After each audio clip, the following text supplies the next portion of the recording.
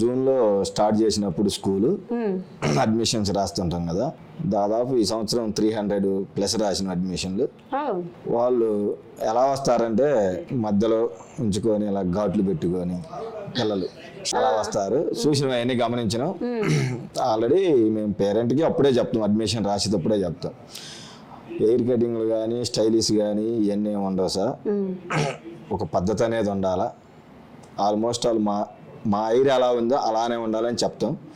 వాళ్ళైనా పేరెంట్ ఒక నెల, ఒక 1 month 2 months చూస్తుంటాం మేము కూడా.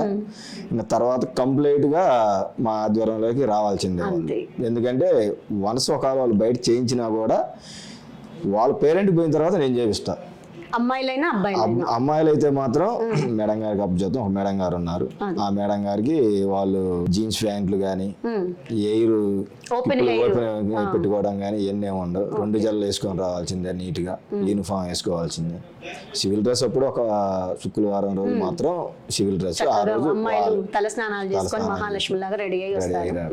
అంతకు తప్పితే ఇంకా వేరే ఏమి మన స్కూల్ అనేది ఇంకా అలౌ చేయమన్నమాట. ఇంకా